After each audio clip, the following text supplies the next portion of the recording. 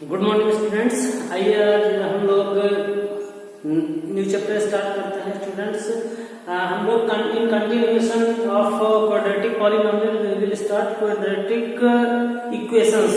Student chapter 3 हम लोग थोड़ा स्किप कर रहे हैं, बाद में हम लोग चैप्टर 3 देखेंगे क्योंकि ये बिल्कुल वैसा मिलता जुलता छोटा सा चैप्टर है, तो हम लोग इसको शॉर्ट में खत्म कर लेते हैं। So students chapter is quadratic equations. तो obviously question arise in our mind what is quadratic equation. तो students let us see what is quadratic equation. तो I already have studied if px equals to ax square plus bx plus c। आपको याद आ रहा होगा students, it is the standard form of quadratic polynomial. तो if it is a quadratic polynomial then px equals to 0, px equals to 0 means हम लोग quadratic polynomial को 0 के इक्वल कर देंगे। And that is we can write ax square plus bx plus c equals to 0. If this polynomial is equals to 0 then it is called a quadratic equation। तो students इसको क्या बोलते हैं, इसको हम लोग क्या बोलते हैं, क्वाड्रेटिक इक्वेशन। इसमें एक कंडीशन होती है स्टूडेंट्स, कंडीशन क्या होती है कि a की वैल्यू कभी भी 0 नहीं होनी चाहिए, a never equals to 0। आप लोग समझ पा रहे हैं students, you are clearly getting the point why you need that if a becomes 0 then x square terms will vanish a linear polynomial। तो हम a का वैल्यू कभी 0 नहीं होना चाहिए, बाकी a b c real numbers होते हैं। a b c क्या है, a b c are real numbers. ठीक है स्टूडेंट्स, तो इस टाइप के जो भी इक्वेशंस होंगे, equation in this form are called quadratic equation. तो if this is a quadratic polynomial then this is a quadratic equation. Simple सा बात फंडा है students. Or we can define this quadratic polynomial in another different way। Any equation having second degree polynomial। Students again, any कोई भी equation है जिसमें second degree polynomial हो, any equation having second degree polynomial is called quadratic equation। उसको हम लोग क्या बोलते हैं, quadratic equation बोलते हैं। आइए स्टूडेंट्स कुछ एग्जांपल देखते हैं। देखिए एग्जांपल नंबर 1 देखिए, x square minus 4x plus 4 equal to 0। ये कैसा इक्वेशन, कैसा पॉलिनोमियल है, क्वाड्रेटिक पॉलिनोमियल है, तो ये कैसा इक्वेशन होगा, this will be quadratic equation. और स्टूडेंट्स इस क्वाड्रेटिक इक्वेशन में आप मुझे बताइए a की वैल्यू कितनी है, b की वैल्यू कितनी है और c की वैल्यू कितनी है। अगर आप ध्यान से क्वाड्रेटिक पॉलिनोमियल को अच्छे से पढ़ेंगे तो इजीली आप बता सकते हैं। Students here a equals to 1, b equals to -4 and c equals to 4। इस दूसरे क्वाड्रेटिक इक्वेशन इसको देखते हैं स्टूडेंट्स, ये कैसा पॉलिनोमियल है, क्वाड्रेटिक पॉलिनोमियल है, इसमें a b की वैल्यू b गायब है, b की वैल्यू 0 है, तो दिस इज क्वाड्रेटिक पॉलिनोमियल। तो this is quadratic polynomial means this is quadratic equation. तो स्टूडेंट्स कभी भी हमको चेक करना हो कोई इक्वेशन क्वाड्रेटिक है कि नहीं, तो पहले उसको सिंपलीफाई करेंगे। पहला चेक अगर हमें चेक करना है, चेक करने के लिए क्या करेंगे, पहले उसको सिंपलीफाई करेंगे और आफ्टर सिंपलीफाइंग फर्स्ट स्टेप क्या होगा, सिंपलीफाई करेंगे। अगर सिंपलीफाई करने के बाद वो इस टाइप में आ जाता है कि जैसे ये क्वेश्चन लिखे हुए हैं, अगर क्वाड्रेटिक पॉलिनोमियल बन जाता है तो हम बोल देंगे कि वो क्वाड्रेटिक इक्वेशन है। तो चेक जब भी करना होगा, अभी मैं एक क्वेश्चन देखते हैं स्टूडेंट्स। आइए छोटी सी चीज और देख लेते हैं। क्वाड्रेटिक इक्वेशन दो टाइप के होते हैं जनरली, एक प्योर क्वाड्रेटिक इक्वेशन होते हैं। प्योर क्वाड्रेटिक इक्वेशंस क्या होते हैं स्टूडेंट्स, जिसमें सेकेंड डिग्री टर्म होता है और कांस्टेंट होता है। सेकेंड डिग्री टर्म होगा और कांस्टेंट होगा, यानी b की वैल्यू क्या होती है, 0 होती है। तो ऐसे इक्वेशंस को बोलते हैं प्योर क्वाड्रेटिक इक्वेशन। जैसे स्टूडेंट प्योर क्वाड्रेटिक इक्वेशन है, a की वैल्यू 1 है, b की वैल्यू 0 है और c की वैल्यू कितनी है, -16। इसको देखिए स्टूडेंट्स, ये भी प्योर क्वाड्रेटिक इक्वेशन है, a की वैल्यू 3 है, b नहीं है, b गायब है, b is 0 and c is 27। Students, this is also pure quadratic equation। Pure quadratic equation here a equals to, a की जगह a पर है, a की जगह पर a है, b equals to 0 and c equals to c है। तो students all these equations are pure quadratic equations। समझ पा रहे हैं। एक complete quadratic equation, complete quadratic equations क्या होंगे स्टूडेंट्स, आप समझ पा रहे हैं। इसमें a b c, a तो कभी नहीं 0 होना चाहिए, a कभी भी 0 होगा तो students that equation will not be a quadratic equation. तो स्टूडेंट्स मतलब a b c तीनों की वैल्यू नॉन जीरो हो, a b c are non zero,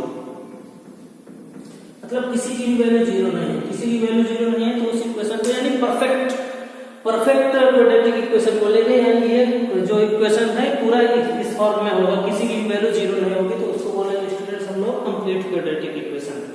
आइए हम लोग कुछ क्वेश्चन चेक करते हैं कि क्वाड्रेटिक इक्वेशन है या नहीं। उसके लिए तरीका क्या होता है, सिंप्लीफाई करते हैं। ax² + bx + c = 0, तो हम उस इक्वेशन को क्या बोलेंगे, क्वाड्रेटिक इक्वेशन बोलेंगे, जिसमें a b c क्या है, a b c real numbers हैं और a की वैल्यू जीरो नहीं होना चाहिए। a की वैल्यू जीरो होने से क्या होगा स्टूडेंट्स, ये क्वाड्रेटिक इक्वेशन नहीं रह जाएगा, इट बिकम्स लीनियर। तो मेन इंपॉर्टेंट कंडीशन है कि a की वैल्यू जीरो नहीं होनी चाहिए। तो आपके सामने स्टूडेंट्स देख पा रहे हैं आप एक्सरसाइज 4.1 का क्वेश्चन नंबर 1 आपके सामने। क्वेश्चन नंबर 1 में स्टूडेंट्स इसमें ढेर सारे पार्ट्स हैं, देयर आर 8 पार्ट्स। मैं आपको कुछ चेक करके बता दे रहा हूँ, कुछ आप खुद से कर लेंगे, कुछ हम करेंगे कुछ आप करेंगे, इस तरह धीरे धीरे कंप्लीट हो जाएगा। आइए स्टूडेंट देखते हैं। स्टूडेंट्स ये क्वेश्चन है, जैसे ये दोनों क्वेश्चन है, इन क्वेश्चंस को आपको चेक करना है कि क्वाड्रेटिक, तो स्टूडेंट्स आपको देख के नहीं बता देना कि आपने देख लिया, इधर साइड तो आपको क्वाड्रेटिक दिख रहा है, इधर भी क्वाड्रेटिक दिख रहा है, लेकिन स्टूडेंट बिना सिंप्लीफाई है, जीरो तो नहीं है ना, पहले सिंप्लीफाई करेंगे और उसको सिंप्लीफाई करके राइट हैंड साइड में जीरो लाने की कोशिश करेंगे, फिर देखेंगे क्वाड्रेटिक है या नहीं है। आइए देखते हैं। ये स्टूडेंट्स क्वेश्चन नंबर 1 का 6 पार्ट है, तो ये लेफ्ट हैंड साइड में तो सिंप्लीफाइड है ऑलरेडी, x² + 3x + 1, इसको स्टूडेंट्स हम लोग ओपन कर देते हैं। तो a - b होल स्क्वायर यानी a² - 2ab 2 × x × 2 and plus b² यानी 2², यानी स्टूडेंट्स क्या हो रहा है, यहाँ पर क्या हो, आइडेंटिटी यूज हुआ, a - b whole square = a² - 2ab + b²। Identities वगैरह आपको आनी चाहिए, नहीं आती है तो आप याद कर लेंगे।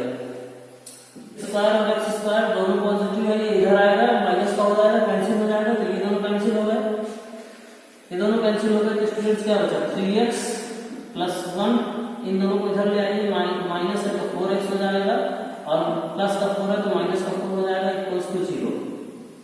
देख पा रहे हैं स्टूडेंट्स, ये क्या हो जाएगा, 7x और -3 = 0। आप स्टूडेंट देखिए, after simplifying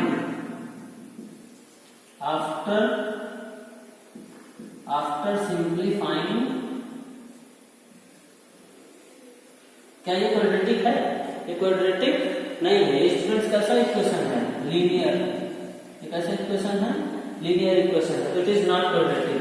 the given equation is not a quadratic equation.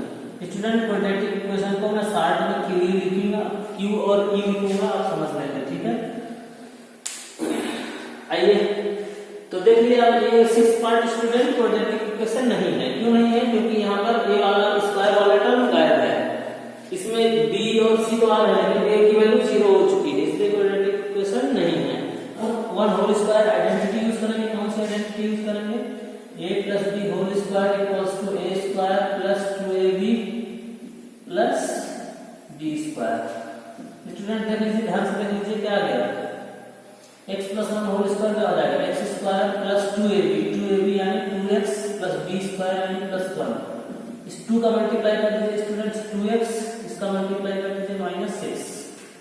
अब देखिए इसको इधर ट्रांसपोज कर लीजिए, x² - 2x + 1 -2x और +6 = 0। ये दोनों देखिए कैंसिल हो गए स्टूडेंट्स, क्या बचा, x² + 7 = 0। अब ये स्टूडेंट्स क्वाड्रेटिक इक्वेशन है, क्योंकि ये वाला क्वाड्रेटिक पॉलिनोमियल है, समझ पा रहे हैं आप। अब देख लीजिए, यहाँ पर ध्यान से देख लीजिए, a की वैल्यू 1 है, अगर आप कंपेयर करें ax² + bx + c = 0 से कंपेयर करें तो क्या आपको मिल जाएगा, a की वैल्यू 1 है, b की वैल्यू 0 है, कोई बात नहीं, b की वैल्यू 0 होगी चलेगा, c की वैल्यू 0 होगी चलेगा, ये पहला टर्म जरूर होना चाहिए।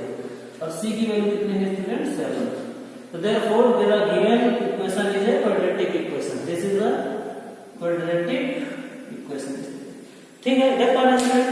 इसी तरीके से आप मल्टीप्लाई करके आइडेंटिटी यूज करके सारे पार्ट्स को चेक कर लेंगे, ठीक है स्टूडेंट्स। मैं एक पार्ट लास्ट पार्ट और बता देता हूँ, इसका 8 नंबर का। ध्यान से देखिए इस क्वेश्चन को, देखने से तो लग रहा है कि क्यूबिक पॉलिनोमियल है, और क्यूबिक पॉलिनोमियल है तो क्यूबिक इक्वेशन होगा। अगर क्यूबिक पॉलिनोमियल है तो इक्वेशन क्यूबिक इक्वेशन होगा, लेकिन हम लोग बिना सिंप्लीफाई किए हुए अनाउंस नहीं करेंगे कि एक ऐसा इक्वेशन है। हम पहले इसको सिंप्लीफाई करेंगे। सिंप्लीफाई करेंगे तो देखो लेफ्ट हैंड साइड में सिंप्लीफाइड है, राइट हैंड साइड को सिंप्लीफाई करना। राइट हैंड साइड में क्या यूज करेंगे? आइडेंटिटी यूज करेंगे। कौन सी आइडेंटिटी यूज करेंगे? a minus b whole cube equals to करेंगे, ध्यान से यूज करेंगे, बिना ध्यान से यूज करने पर गलत होता है। लेफ्ट हैंड साइड में ऐसे लिखते हैं, so this can be written as x cube minus 4x square minus x plus 1 equals to a cube यानी x cube minus b cube यानी 2 क्यूब कितना होगा स्टूडेंट? 8 माइनस 3। a की वैल्यू कितनी है स्टूडेंट? देखिए a की वैल्यू x है, b की वैल्यू कितनी है स्टूडेंट्स? 2 है। ब्रैकेट में a माइनस बी यानी x माइनस 2। अब इसको थोड़ा सा आराम से सॉल्व कर लेते हैं। देखिए x cube minus 4x square minus x plus 1 equals to x cube minus 8। ये 6x हो जाएगा, 6x का मल्टीप्लाई होगा इसमें तो माइनस 6x स्क्वायर और इसका प्लस में मल्टीप्लाई होगा तो 10x। ठीक है स्टूडेंट्स, देखिए यहाँ पर ध्यान से देखिए x क्यूब पॉजिटिव है, x क्यूब पॉजिटिव है, लेफ्ट हैंड साइड में राइट हैंड साइड में। ये इधर आएगा नेगेटिव हो जाएगा, दोनों कैंसिल हो जाएंगे। अगर सेम साइन दोनों साइड होता है तो हम उसको कैंसिल कर सकते हैं। अब बाकी टर्म्स को स्टूडेंट्स लेफ्ट में ले लीजिए। देखिए माइनस 4x स्क्वायर, इस x स्क्वायर वाले को इधर लीजिए तो प्लस 6x स्क्वायर हो जाएगा, माइनस x, इस x वाले को इधर लीजिए तो माइनस 12x हो जाएगा प्लस 1, और इसको इधर लीजिए तो प्लस 8 हो जाएगा इक्वल्स टू 0।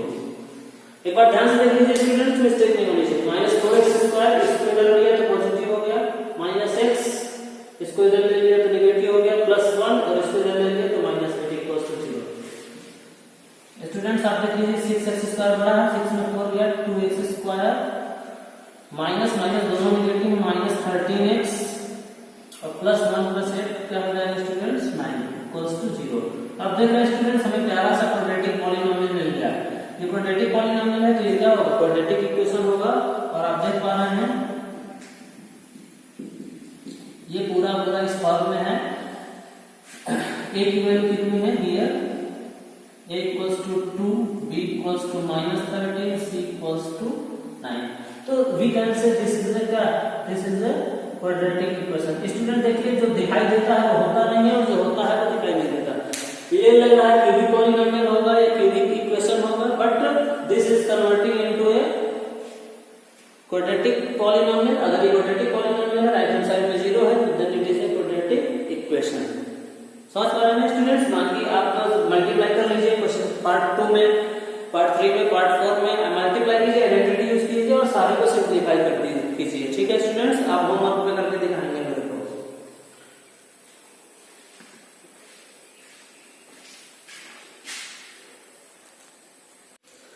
आज स्टूडेंट्स हम लोग क्वाड्रेटिक इक्वेशन बनाना सीखते हैं, how to frame quadratic equation. Students इसके लिए मेन क्राइटेरिया है कि आप क्वेश्चंस को ध्यान से पढ़िए। आपके सामने मैं आपको टाइम देता हूं, आप रीड कीजिए, फिर मैं बताता हूं। 1 मिनट में आप रीड कीजिए क्वेश्चन नंबर 2 का फर्स्ट पार्ट।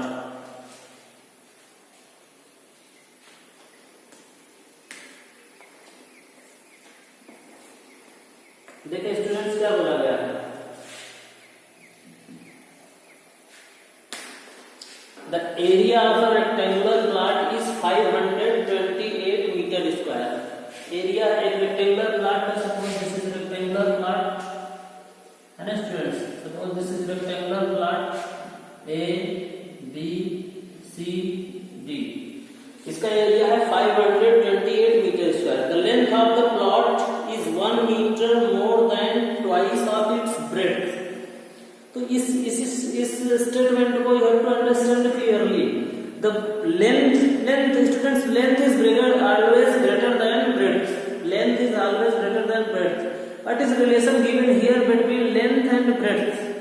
तो you can see length is 1 more than twice. 1 more than twice means 2 times of breadth plus 1. 2 times of breadth plus 1.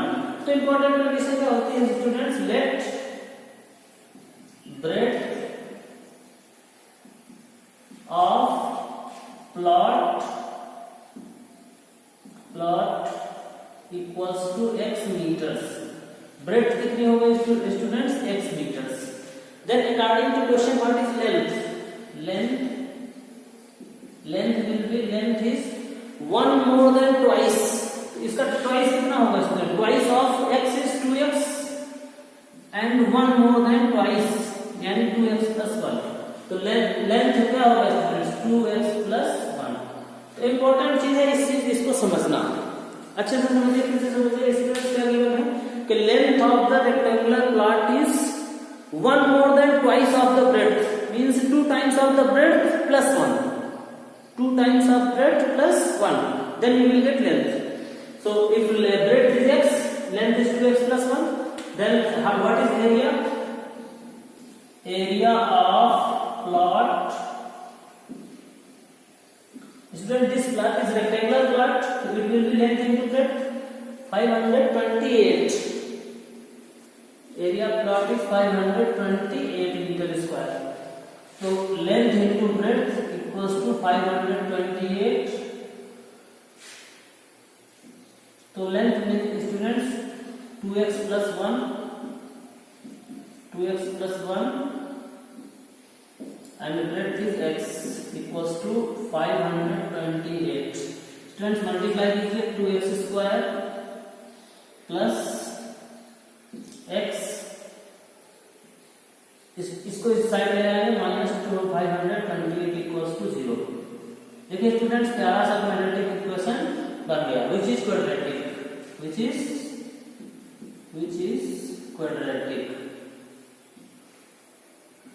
कितना आसान है स्टूडेंट्स, इक्वेशंस बनाना कितना आसान है, अगर आप थोड़े से समझ लीजिएगा। यहाँ पर देखिए, बताइए आप मेरे को, बताइए स्टैंडर्ड पॉलिनोमियल से कंपेयर करके, a इक्वल्स टू 2 है, b इक्वल्स टू 1 है, और स्टूडेंट्स परेशान नहीं होना, c इक्वल्स टू -528 है, बट इट इज क्वाड्रेटिक। ठीक है, आगे हम लोग इनको सॉल्व करना सीखेंगे, कैसे सॉल्व करते हैं। यहाँ पर फिलहाल स्टूडेंट्स इसको वो करना है। अब स्टूडेंट्स आपको इसको फैक्टराइज करना पड़ेगा, तो मैं आपको एक सलाह दूंगा, अगर आपको फैक्टराइज करने में कोई प्रॉब्लम होती है तो क्लास 9 में मैंने फैक्टराइजेशन पढ़ाया हुआ, अब वो वीडियो देख करके पहले फैक्टराइजेशन सीख लीजिए, ये सब फैक्टराइज करने पड़ेंगे हमको। ठीक है, आइए दूसरा क्वेश्चन देखते हैं। इंटीजर्स क्या होते हैं, हम लिख लेंगे। कॉन्सेक्यूटिव इंटीजर्स क्या होते हैं, जिनके जो एक दूसरे के बाद आते हैं। Consecutive means continuous integers. Suppose example 5 and 6 are continuous integers, 2 and 3 are continuous integers, 100 and 101 are continuous integers, positive integers। तो स्टूडेंट्स कॉन्सेक्यूटिव इंटीजर्स कैसे रहेंगे, लेट 2 consecutive integers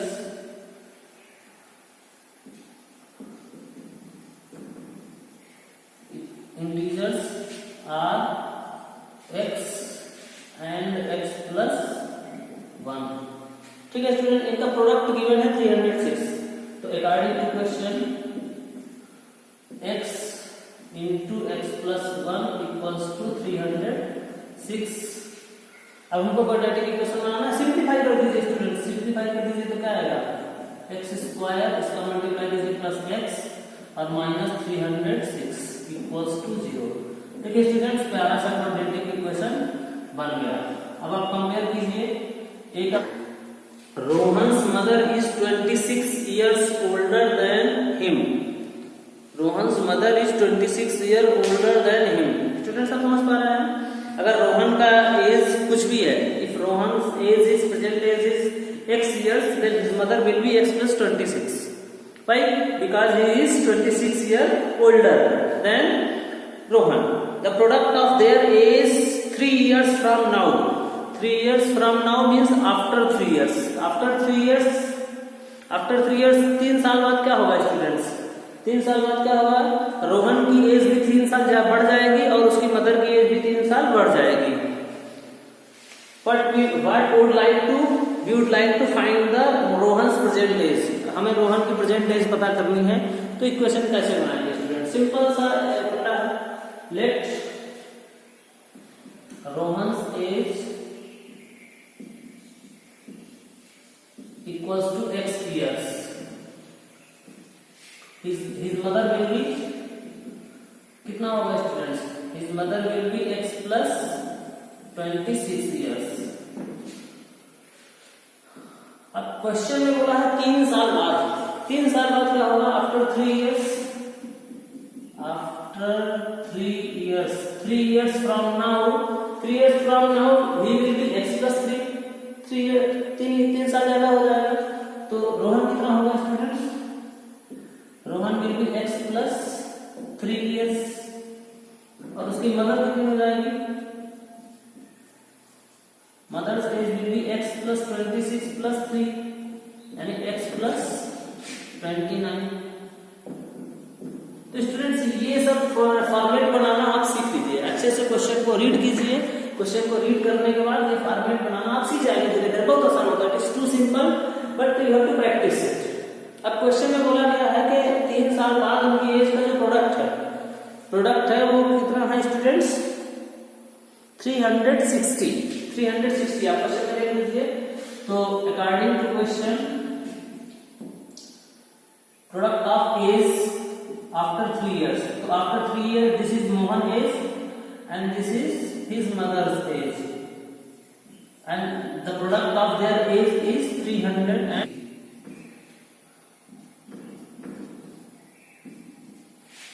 तो स्टूडेंट्स ये बचेगा 200। अभी स्टूडेंट्स 3 बचेगा, और ये हो जाएगा 15 में हो जाएगा 273 = 0। इसको सिंप्लीफाई करना है। तो ये स्टूडेंट्स क्वाड्रेटिक इक्वेशन आ गया। यहाँ a की वैल्यू 1 है, b की वैल्यू 32 है, और c की वैल्यू कितना है? -273।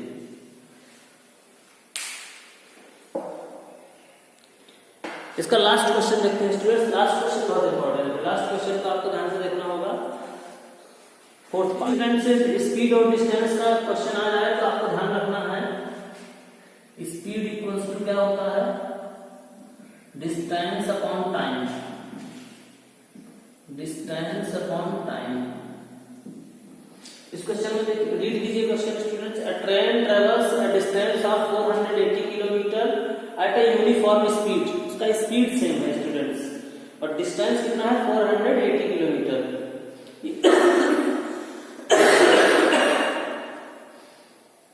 डिस्टेंस कितना है स्टूडेंट? जैसे मान लो सपोज कीजिए आपकी ट्रेन यहाँ से यहाँ तक जानी है, ठीक है स्टूडेंट?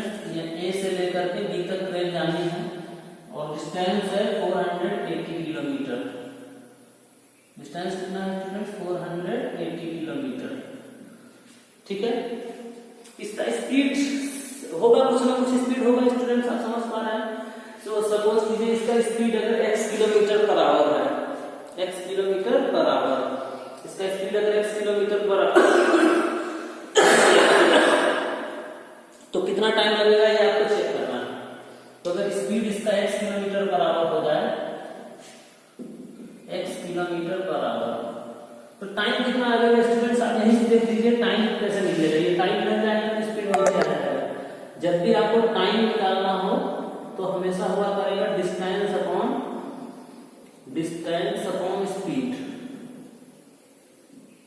इस क्वेश्चन में स्टूडेंट्स ये पूरा क्वेश्चन टाइम पर बेस्ड है, आपको टाइम फाइंड करना है। अगर नॉर्मल स्पीड से चले तो स्टूडेंट्स इसको कितना टाइम लगेगा आप बता सकते हैं? तो time in first condition, time taken in first condition,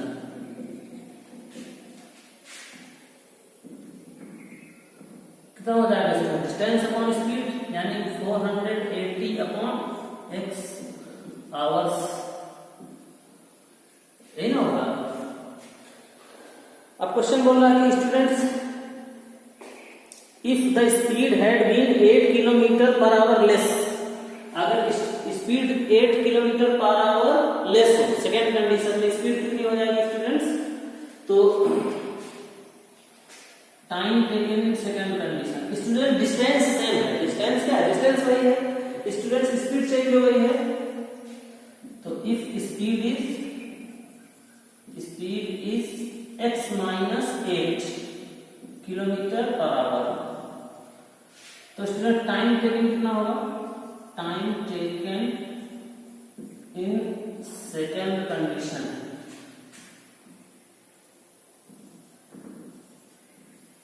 कितना टाइम होगा स्टूडेंट्स। अब आप देखिए डिस्टेंस आपका वही है 480 है, डिस्टेंस आपकी वही है 480 किलो और स्पीड आपकी चेंज हो चुकी है, स्पीड कितनी हो गई है x-8। तो स्टूडेंट्स ध्यान से देखिए, अगर नॉर्मल ट्रेन चले तो नॉर्मल ट्रेन 480 किलोमीटर अगर डिस्टेंस कवर करना है, उसका स्पीड हमने ऐसे सपोज कर लिया है तो इतना टाइम लगेगा। अगर उसकी स्पीड कम होती तो x-8 आवर्स लगते, x-8 किलोमीटर पर आवर कम होगी, यानी जितनी स्पीड है उससे 8 किलोमीटर अगर आप कम कर दें तो स्टूडेंट्स आप सोच के बताइए, अगर स्पीड कम कर देंगे तो टाइम ऑटोमेटिक ज्यादा लगेगा। तो ये पहली कंडीशन में टाइम है, इस टाइम को हम लोग t1 सपोज कर लेते हैं, इस टाइम को क्या सपोज कर लेते हैं t1, और इस टाइम को क्या सपोज कर लेते हैं स्टूडेंट्स t2। तो आप मुझे बताइए, सोच के बताइए कि कौन सा टाइम ज्यादा होगा, t1 ज्यादा होगा या t2 ज्यादा। ऑब्वियसली स्टूडेंट्स हियर जब ये होगा, ये स्पीड इसकी कमेगी तो टाइम ज्यादा लगेगा, तो t2 is greater than t1। अब क्वेश्चन में बोला है कितना लगेगा students, it would have taken 3 hours more, 3 घंटे ज्यादा लगेगा, 3 घंटे ज्यादा लगेगा, यानी according to question t2 minus t1 equals to क्या हो जाएगा स्टूडेंट 3 आवर्स। ठीक है, अब देखिए स्टूडेंट्स ये बहुत इंपॉर्टेंट क्वेश्चन है, बोर्ड एग्जाम्स में 4 मार्क्स का पूछा जाता है, तो इसको आपको अच्छे से समझना है। अब इसको सॉल्व करना भी आपके लिए बहुत इजी तरीके से बताता हूँ। फिर से समझिए क्या करना है, ऐसी कभी भी कंडीशन हो, टाइम से रिलेटेड कंडीशन दिया हो तो फर्स्ट कंडीशन में उसको कितना टाइम लगेगा, इतना टाइम लगेगा। क्यों टाइम लगेगा, क्यों टाइम इक्वल्स टू होता है distance upon speed. Second condition में स्पीड आपने क्या कर दी, कम कर दी, तो टाइम इतना लगेगा, लेकिन टाइम दोनों टाइम का डिफरेंस कितना है, 3 घंटे ज्यादा लगते हैं, यानी अगर t2 में t1 माइनस कर दें तो 3 आवर्स हो जाएगा। इसको स्टूडेंट्स आप ऐसे भी लिख सकते थे, ये जो t2 है सेकंड कंडीशन का टाइम है वो t1 से 3 घंटे ज्यादा है, 3 आवर्स मोर, ऐसे भी लिख देंगे तो कोई प्रॉब्लम नहीं है, दोनों ही का सेम मीनिंग है। ठीक है, अब रखिए वैल्यू रखिए 480 upon x minus 480 upon x minus 8 equals to 3। अब स्टूडेंट्स इसको एलसीएम लेके सॉल्व करेंगे, तो पहले मैं आपको बता देता हूं, तो ऊपर से 480 कॉमन ले लेते हैं, 480 कॉमन ले लीजिए, तो बचेगा क्या 1 upon x minus 1 upon x minus 8 equals to 3। अब इसको एलसीएम लेके सॉल्व करेंगे स्टूडेंट्स, सॉल्व करते हैं, देखिए सॉल्व करते हैं, यहाँ से सॉल्व करके बता देता हूँ। इसका एलसीएम लेंगे तो ये होगा 480, एलसीएम आएगा इसका x एंड x माइनस 8, इस x से डिवाइड करेंगे स्टूडेंट्स, ये x माइनस 8 बचेगा, तो यहाँ पर आ जाएगा x माइनस 8 से डिवाइड करेंगे तो सिर्फ x बचेगा, तो माइनस x और स्टूडेंट्स इक्वल्स टू हो जाएगा 3। ये समझ में आ रहा है, इसको आप समझिए, बहुत ध्यान से समझिए, एलसीएम लेकर के सॉल्व किया है, तो ये पॉजिटिव x और नेगेटिव x कैंसिल हो जाएगा, यानी बचेगा क्या स्टूडेंट्स 480 और माइनस 8, इधर क्या बचेगा minus 8 divided by x square minus 8x equals to 3। इसका इस साइड मल्टीप्लाई कर दीजिए स्टूडेंट्स, तो 3x स्क्वायर माइनस 3 जा 24x इक्वल्स टू, इसका इसमें मल्टीप्लाई कीजिए स्टूडेंट्स, कितना आएगा, माइनस में तो रहेगा ये, इसका क्रॉस मल्टीप्लाई हो जाएगा, ये इधर और ये इधर, 0 8 8 से 64 कैरी 6 8 4 जा 32 32 प्लस 6 38। ये अब इसको ट्रांसपोज कर लीजिए, इस साइड तो क्या हो जाएगा 3x square minus 24x and plus 3840 equals to हो जाएगा, तो पूरा 3 से डिवाइड कर दीजिए तो क्या आएगा x square minus 8x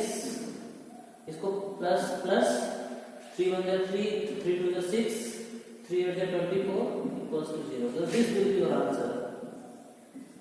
So student, this question is very important. Question number 3 का fourth part है, very important.